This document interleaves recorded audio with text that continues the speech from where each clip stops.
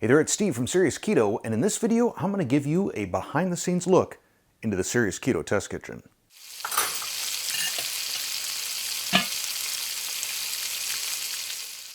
I'm doing this video for a number of reasons. First off, I kind of wanted to give you a sneak peek of the eventual Thickeners video that I'll be doing as part of the series My Keto Pantry. This will kind of give you an idea of the amount of work that I put into testing recipes and testing ingredients, and oftentimes the failures that go along with it. Additionally, this video gives you a little bit of a sneak peek into the membership perks that I offer for the top 2 tiers of my paid channel members. Once a month, I do a kitchen live stream where I'll be working on a recipe, a brand new recipe that I haven't told anybody about, or I'll be working with an ingredient. In this case, it's thickeners. While I'm working, I'm also chatting it up with my viewers. They're in the chat window and I read their comments and I respond. I took last month's kitchen live stream, which was about an hour and 10 minutes, and carved it down into something a little bit more manageable. Got rid of some of the dead space in there, some of the boring bits, and I also cut out the bits where I was chatting it up with the people in the chat window live stream thingy. So here we go with my Thickeners kitchen live stream. Yeah, today is going to be probably pure kitchen science in addition to whatever questions you may have for me. I have over here some little beakers. That was my beaker imitation from the Muppets. Oh, we'll switch back like this. All right, I got to keep playing around with some of these camera angles because they're set up more in my little dock thing so that I can do every possible iteration of angles here. Maybe that's better. So I got the beakers. We're going to start probably with just cold and how well some of these things work in cold. I've also got this spreadsheet here, which I can barely see on my screen. I'm going to have to put my glasses on, where I look at some of the thickeners that I have. I didn't list them all. I've got a lot of stuff from Modernist Pantry, including the couple of different types of carrageenan. And I know that some people freak out on carrageenan. I mean, it's made from seaweed. I'm not sure what the big deal is, but I will not be using Ultrasperse and Ultratex because those are tapioca based and I'm sure pretty carby. Let's see, where should we start here? I guess maybe just go in order. We've got Locust bean gum, which I have not even opened yet. Let me go back. First, let me see, what does it say here for my ratios? Ooh, pretty light. Looking at 0.15% to 0.75%. Got my beaker. We'll tear the beaker. And I think what I'll probably do is just go for like 300 ml. Seems like a decent enough number. Locust bean gum. We're going to want to go about, let's see if I go half, 1.5 grams. Yeah, I'm definitely going to bust out the jewelry scale. All right, so 1.5 grams appears to be on the order of a 1/2 teaspoon. What I wanted to do is first off test how does this dissolve in cold without significant shear, so without using an immersion blender or something like that. Here we go. Food science.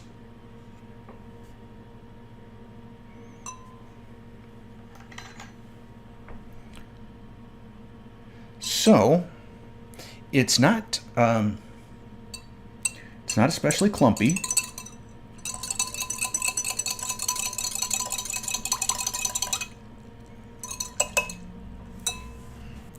Not especially viscous.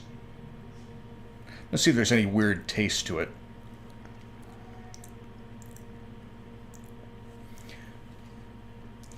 It doesn't exactly taste like water, so there's something there, but it's not bitter, it's not nasty, there's no sort of xanthan gum slime sort of feel to it. So, I had written down hot question mark. So, we'll heat this up. Yep, we've got a kitty in the background making noise. My wife just got home with Colton. He's going to need lunch. I guess doing this at 1 p.m. maybe was not the best timing. But yeah, my wife's shaking her head. I'm not sure if she's shaking it at me or what. If I plan ahead, you never have to worry about me being off camera. Hey, Thumper, you want to be seen on camera, kitty? Here, come here, Thumper. Come here.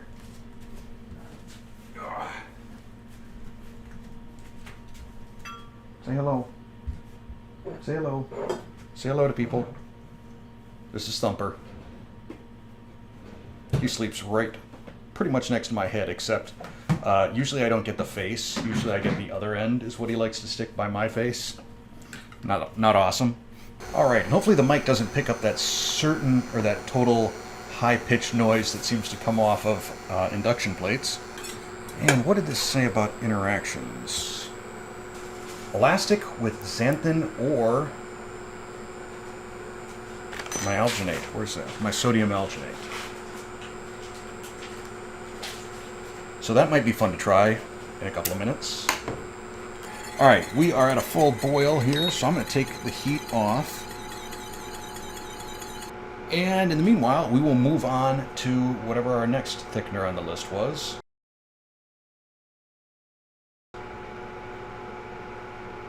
Oh, I keep going to use the little mouse pad here when I got all the magic right on my phone. So Guar gum. What's that, buddy? Help? You need help? Okay. Delicious. What are we doing? Delicious. Oh, no, this is not delicious yet. You want to come say hi? Hi.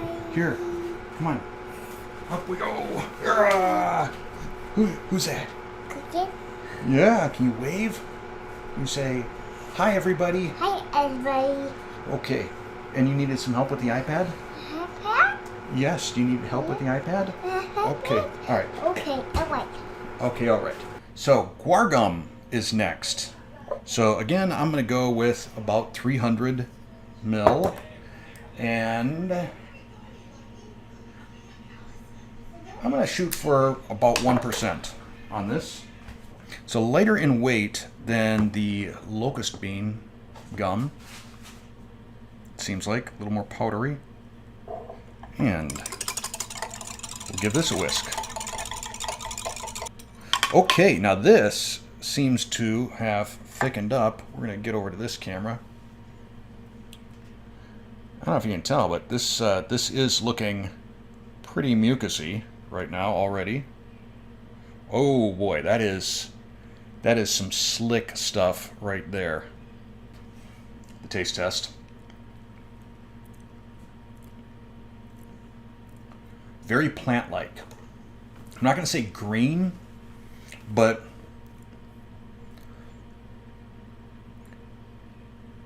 brown plant is what I would compare it to. Meanwhile, hopefully this is cooled enough. I'm going to transfer the whatever we started with, Locust bean gum, back into its beaker. So, Locust bean gum, yes, definitely required hot. With the Guar gum, that worked in cold, so I'm going to say cold. And it has interactions with Locust bean and xanthan gum. Huh, interesting. Well, got the Guar gum, and I'm going to add the xanthan gum. Or not the xanthan gum, the Locust bean.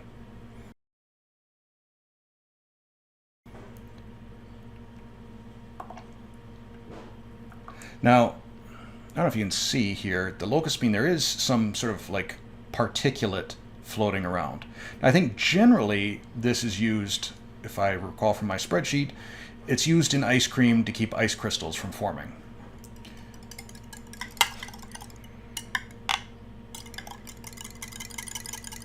All right, so we got about 2 parts of Guar gum solution to 1 part of Locust bean. And It is kind of mucusy looking here. See what it looks like as it pours.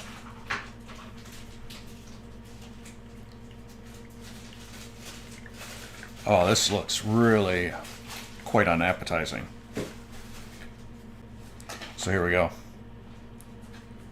Oh, that is super, super, super slick.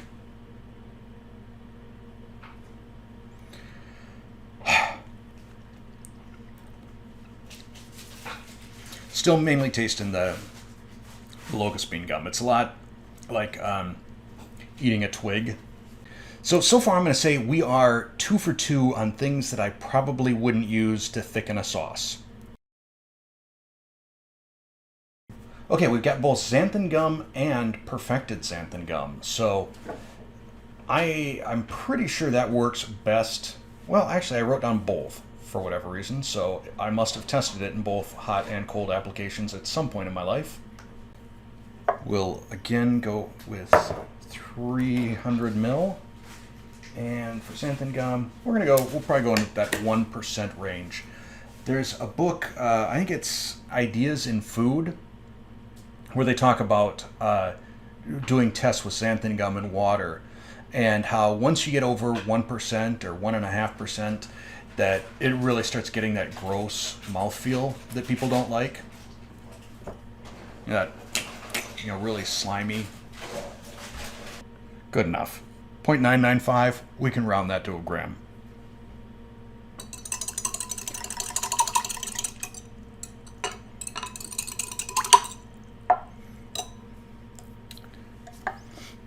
And as I suspected, very clumpy. Hopefully you can see how clumpy this is. Regular xanthan gum does require some pretty significant shear, and as a result, it doesn't work real great if there's a pan sauce or something that you're doing where you want to keep other ingredients stable, so you don't want to, or intact, I guess is the word I want to use. So if there's a sauce that's got chunks in it, and then you got liquid in it, and you want to keep the chunks, xanthan gum, you're going to get some bonus chunks there, not the delicious type, like mushrooms or onions or things. So we're going to dump this. And this time, once I put away the Bob's Red Mill, we'll be using the perfected xanthan gum from Modernist Pantry.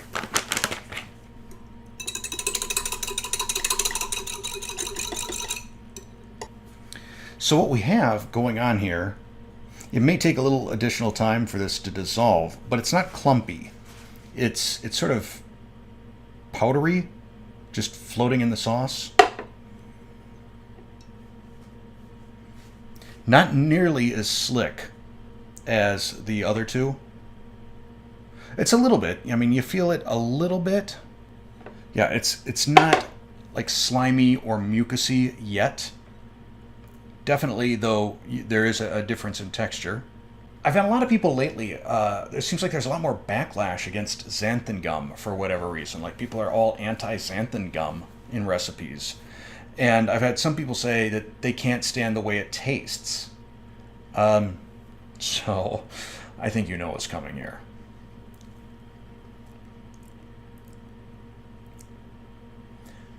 Just ever so mildly bitter. But not significant. Now the question is, if I heat this up, is it going to thicken better for me? Because right now, it's become just slightly thicker, a little bit of mouth coating. Now I do know that xanthan gum will act as an emulsifier between fats and non-fats. So if, for example, you were making a fatty coffee and you wanted the butter or MCT oil to blend in with the coffee and not rise up to the surface, a little bit of xanthan gum will make that happen, and then you'll get that sort of creamy mouthfeel as well. Get that going. I am still seeing some tiny chunks in here, but I think that's probably hot enough. We're going to go back into our beaker.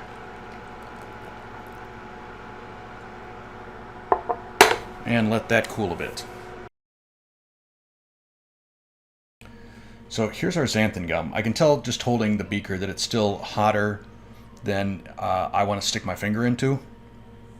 But what I will do, let's test out the elasticity properties of locust bean gum by adding a little xanthan.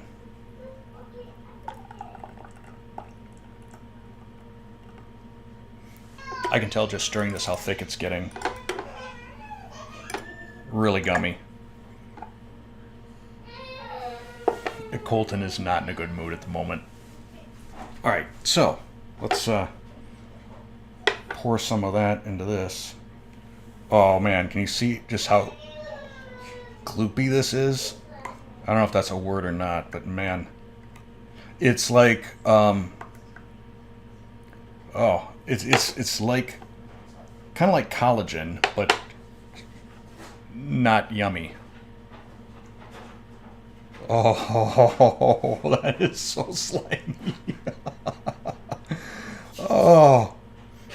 Yeah, this is like if you ever want to be like, ha, chew. Oh, it's this could be a good like sort of gag prop.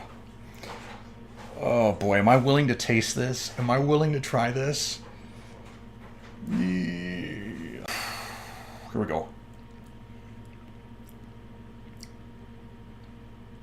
That wasn't bad. Really no taste.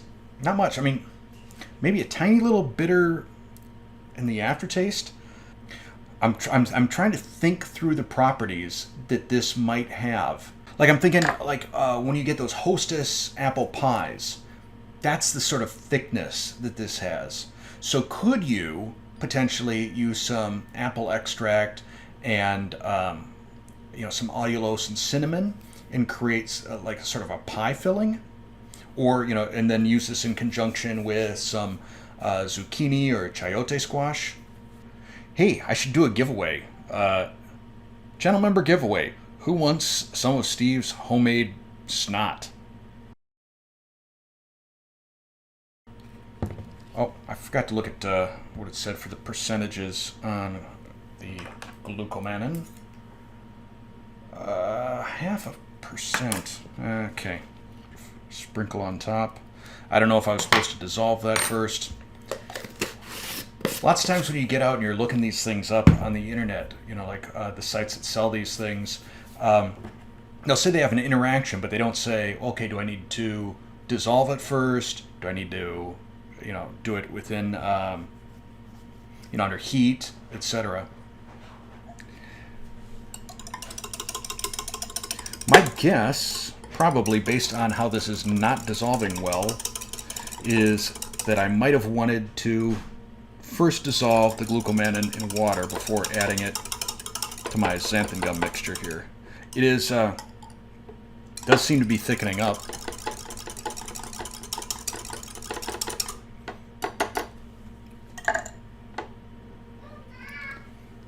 All right. Okay, so this now has about the same sort of viscosity that I got out of the Guar gum. It's pretty slick. What I can tell you is, so far today, I haven't had anything really profound occur. No sort of eureka moments outside of, if I wanted to make some fake snot, I know how to do that.